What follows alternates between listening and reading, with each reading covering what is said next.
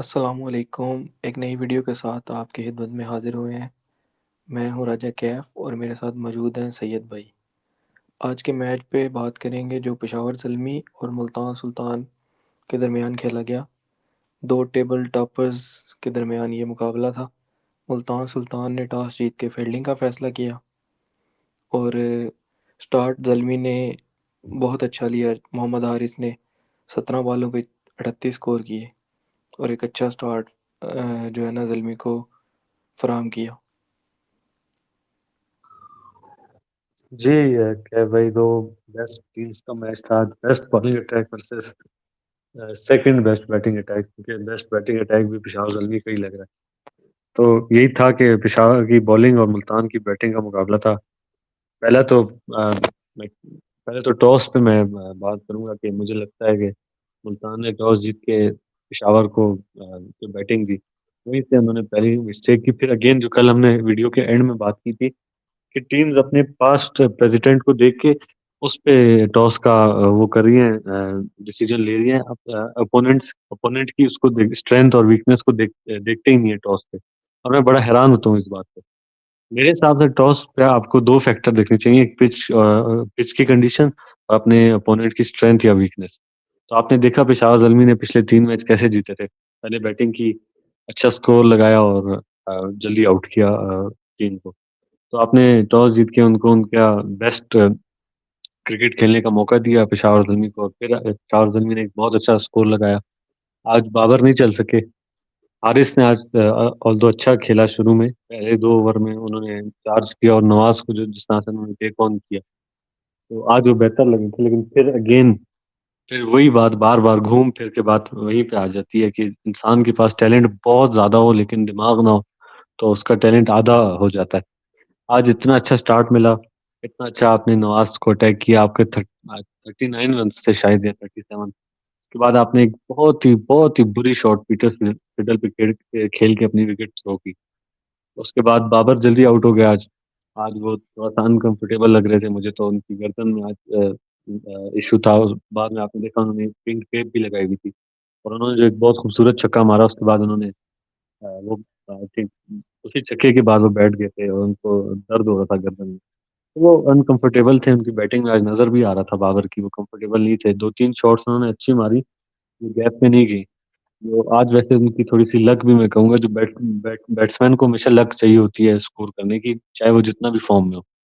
मेंडिस का आपने देखा, उसके कैच भी गिरते हैं, उसकी मिसफील्ड भी होती है उसकी, तो उसके साथ लक बहुत साथ दे रही, और बैटिंग वो बहुत अच्छी कर रहा है नो डाउट। लेकिन बाबर के साथ आज उस तरह का सिस्टम नहीं था। बाबर की एक कवर ड्राइव, एक फ्लिक, 2-3 और शॉट से जो गैप में नहीं गई, तो उनको वो स्टार्ट नहीं मिल सका पावर प्ले में, और वो फ्रस्ट्रेटेड नजर आए पावर प्ले के बाद, तो उन्होंने विकेट थ्रो की। बिल्कुल, मैं आपकी इस बात से एग्री कराऊँगा। लक जो है वो लाज़मी एक बैट्समैन को चाहिए होती है और वाक़ई ऐसा ही है कि जब उनको असल तो वो जाने जाते हैं कि गैप शॉट खेलने में। आज उनको गैप नहीं मिला, उन्होंने एक खूबसूरत शॉट लगाई जिस पे छक्का हुआ। उसके बाद वो थोड़ा अनकंफर्टेबल हुए तो उन्होंने वो विकेट जो है ना वो थ्रो कर दी। एक चीज़ पे वो आप जो बात कर रहे थे कि टैलेंट बंदे के पास हो और गेम अवेयरनेस ना हो तो फिर टैलेंट जो है वो कम नज़र आता है। नो डाउट मोहम्मद हारिस ने बहुत अच्छी शॉट्स मारी हैं, चार्ज किया शुरू में ही और एक अच्छा स्टार्ट दिया, लेकिन इस विकेट पे जो न्यू आता है उसके लिए थोड़ा सा स्टार्ट में मुश्किल होता है। तो हारिस को चाहिए था कि हारिस को सिर्फ एक चीज़ जो है ना सीखनी है, वो ये है कि अपनी विकेट की ना कदर करे कि अगले बंदे को आपकी विकेट लेनी पड़े, आप थ्रो ना करें विकेट। क्योंकि बॉलर्स को पता होता है कि अगर ये बंदा मुझे 2 छक्के भी मार देगा ना, तो फिर भी मैंने इसको इसी ओवर में आउट कर देना है। तो ये चीज़ नहीं होनी चाहिए। बिल्कुल बिल्कुल सही बात की आपने। जिस तरह का उसने स्टार्ट लिया, तो स्टार्ट में वेस्ट ही कर दिया ना अपना इतना अच्छा लेके। इस पूरे पीएसएल में उसको इस तरह का स्टार्ट नहीं मिला। और आपको पता है विंस भी आ चुके हैं, स्क्वाड उसने ज्वाइन कर लिया है। तो वाहिद बंदा जो इस वक्त ड्रॉप होने का कंटेंडर है वो हारिस है। तो उसको आज उसके लिए बड़ा इंपॉर्टेंट मैच था। आज उसने शायद अपनी जगह शायद बचा ली हो अगले मैच की, लेकिन जिस तरह का उसको स्टार्ट मिला था, उसको वो विकेट बहुत ही मतलब रेयर शॉट मार के वो आउट हुआ है। वो मतलब ऑफ स्टंप भी होता है, जिस तरह इसने नवाज को मारा था इस तरह जरूरी नहीं है हर बॉल लेग स्टंप की होती है। यही हमारे बैटर्स का मसला है। जब भी उन्होंने छक्का या बाउंड्री चाहिए होती है, वो मिड विकेट की तरफ पता नहीं फास्ट बॉलर भी क्यों देखते हैं। स्पिनर के अगेंस्ट फिर थोड़ा-सा इनसाइड आउट मारते हैं, रिवर्स स्वीप आती है, स्लॉग स्वीप आती है हमारे बैटर्स को, लेकिन फास्ट बॉलर्स के अगेंस्ट जिस तरह हमें जब भी छक्का चाहिए होता है, हम मिड विकेट देखते हैं। तो ये चीज़ मुझे कभी समझ नहीं आएगी और हारिस वहीं का वहीं खड़ा है, जहाँ पे उसने क्रिकेट शुरू की थी, आज भी वहीं पे। बिल्कुल ऐसी है। और मेंडिस पे क्या ही बात करें, वो अपनी ज़िंदगी की एक इस वक्त बेस्ट फॉर्म में है। लास्ट 3 मैच 100 और 2 50s, जिनमें एक 74 और एक 68। तो वो तो अपनी ज़िंदगी के इस टाइम बेस्ट मोमेंट जी रहे हैं। इस पे आपको क्रेडिट देना पड़ेगा हाजी अकरम को कि इन्होंने बहुत अच्छी पिक की कुशाल मेंडिस की। बिल्कुल, कुछ क्रेडिट तो फैन हमें हैप्पी देना नहीं थे। चाहिए। आपको याद है ऑक्शन के टाइम पे कुछ फैंस थे जो इस पिक से खुश नहीं थे, लेकिन मुझे तो पता था, मुझे इसकी क्वालिटी का पता था और बहुत अच्छी माशाल्लाह से बहुत अच्छी बैटिंग कर रहा है। बिल्कुल ऐसे ही। और आज फरहान यूसुफ को जल्दी बैटिंग करने का नंबर 4 पे मौका मिला। जैसे हम पहले बात कर रहे थे कि वो एक प्रॉपर स्पिनर बैशर हैं, वो बहुत अच्छा स्पिन को खेलते हैं। आज वो चीज़ नज़र भी आई है। बिल्कुल, आपने देखा हम 2021 वर्ल्ड कप से जब से हफीज और मलिक को हमने थैंक यू किया, हम मिडिल ऑर्डर को तरसते हैं। T20 क्रिकेट में हम ओपनर्स को मिडिल ऑर्डर में खिलाते हैं या हम ऑलराउंडर्स पे बहुत ज्यादा निर्भर कर रहे हैं। लेकिन काफी अरसे बाद जो मैं डोमेस्टिक क्रिकेट भी देखता हूँ, फॉलो करता हूँ, उसके बाद PSL तो ऑब्वियसली देखते ही हैं। मैंने काफी टाइम बाद मैं कहूँगा शुएब मलिक के बाद अगर मैंने कोई देखा है मिडिल ऑर्डर में जो मुझे प्रॉपर मिडिल ऑर्डर का प्लेयर लगा है, वो फरहान यूसुफ लगा है। क्योंकि मिडिल ऑर्डर में खेलने के लिए जो 2-3 चीज़ें आपको चाहिए होती हैं, वो तीनों उसमें हैं। तो आज उसकी बाबर के आउट होने से एक ज़ल्मी के लिए एक प्लस पॉइंट बस ये हुआ कि फरहान की बैटिंग जल्दी आ गई और उसने दिखाया जो उसने नेशनल टी20 में दिखाया था, उसी को उसने कैरी किया और बहुत ज़बरदस्त उसने बिल्कुल सिचुएशन के हिसाब से और वो 19 साल के और वो हारिस से ज़्यादा गेम सेंस उसके अंदर है। बड़ी मैच्योरिटी से उसने खेला। जिस बॉल पे आउट भी हुआ, वो थोड़ी इधर-उधर जाती तो वो छक्का था। बहुत अच्छा उसने शॉट मारा था वसीम जूनियर को। तो बहुत मुझे खुशी हुई आज उसको देख के। बिल्कुल ऐसे ही है। मैं तो ये सोच रहा था कि ये 4 मैच बाबर आजम ने कंसेक्टिव अच्छे खेले हैं, तो एक जो बैड परफॉर्मेंस थी वो ड्यू थी। तो वो आज वो हो गई है और हम मैच भी जीत गए हैं, ये एक बहुत अच्छी चीज़ है। और दूसरा, सईद भाई, आप इस पे क्या कहेंगे कि ज़ल्मी की टीम जो है ना, वो हर तरह से टेस्ट हो चुकी है। पहले बैटिंग करके, पहले बॉलिंग करके, उनकी लोग कह रहे थे कि मेंडिस और बाबर अच्छा स्टार्ट दे जाते हैं, फिर नीचे से कोई टेस्ट नहीं हो रहा। तो आज वो तकरीबन ऑलमोस्ट सारा जो है ना वो जो कहते हैं बॉक्सेस टिक हो गए हैं। फरहान यूसुफ भी टेस्ट हो गया। ब्रेसवेल तो हमेशा बेशक शॉट ही नहीं खेले, लेकिन वो थोड़ी तेज़ खेल जाते हैं, जो फ़ायदेमंद हो जाती है। यार बिल्कुल ऐसी है जो जो बात थी, जो लोग ये बात कर रहे थे कि वो टेस्ट नहीं हुए, तो उनको टीम की वैसे ओवरऑल कॉम्पोजिशन देखनी चाहिए। पेशावर ज़ल्मी की जो बैटिंग लाइनअप है वो परफेक्ट है। उनके पास ओपनर्स हैं, फिर उसके बाद नंबर 3 पे मेंडिस है, फिर 4 पे फरहान यूसुफ है अगर जल्दी विकेट गिर जाती है। फरहान यूसुफ हर तरह की क्रिकेट खेल सकता है। अगर सिंगल जैसे आज उसने दिखाया, उसने स्पिनर्स पे सिंगल डबल भी किया, उसने रिवर्स स्वीप भी मारी, उसने स्लॉग स्वीप भी मारी, उसने सामने भी छक्का मारा। तो वो एक परफेक्ट एक पैकेज है मिडल ऑर्डर के लिए। फिर नीचे आपके पास ब्रेसवेल है, समद है, इफ्तिखार है। इफ्तिखार और समद की तो बैटिंग ही नहीं आती। तो मुझे तो बहुत ज़्यादा भी तलाश करूँ तो मुझे पेशावर ज़ल्मी की टीम में मुझे कोई गलती नज़र नहीं आ रही। अब नाहिद राना और शोरीफुल चले जाएँगे, उसके बाद आपने देखना है कि कौन आता है। एक तो अली रज़ा आएगा, वो तो ऑब्वियस एक नाहिद राना की जगह आएँगे।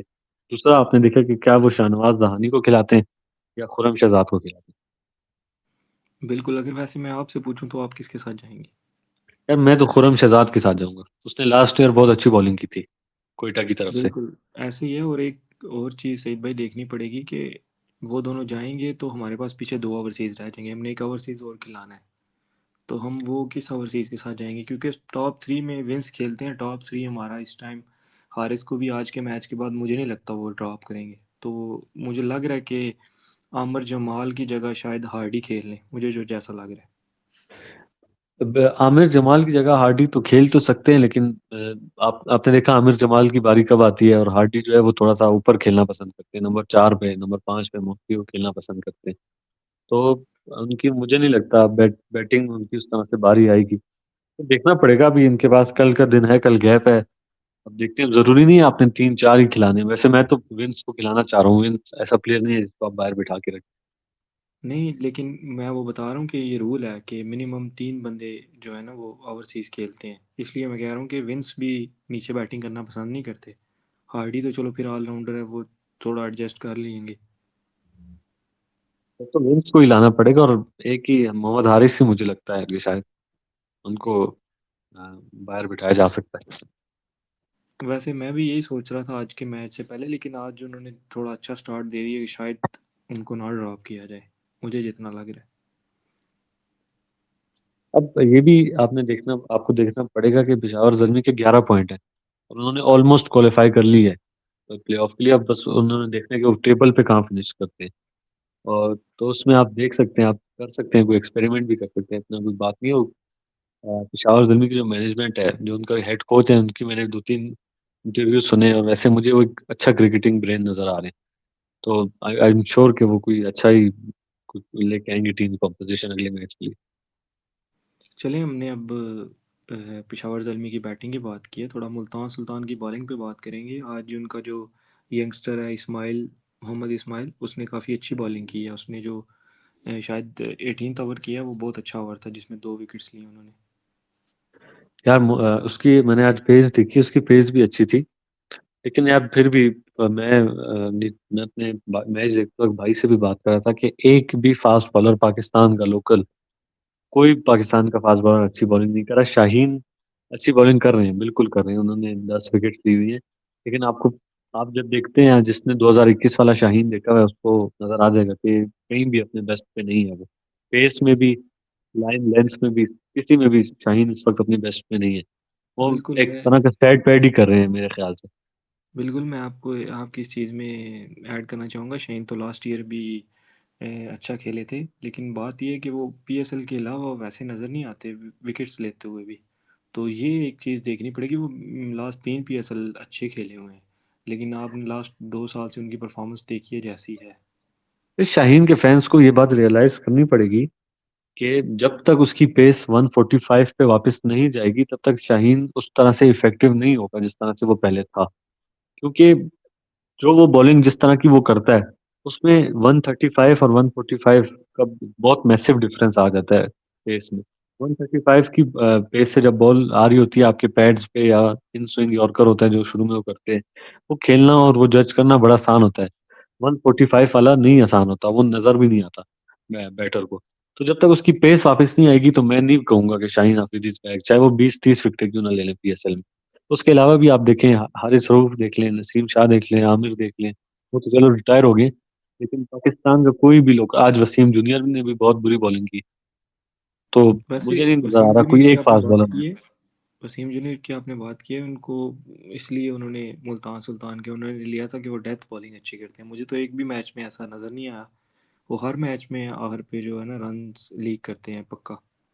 वो बिल्कुल यार, मैं कहता हूँ अगर किसी बॉलर के पास 140 145 की पेस हो और उसकी बॉल रिवर्स स्विंग हो रही हो, तो वो कैसे इतनी गंदी बॉलिंग करता है, मेरी समझ से बाहर है। आपने देखा लास्ट ओवर में उनको अच्छी खासी रिवर्स स्विंग मिल रही थी।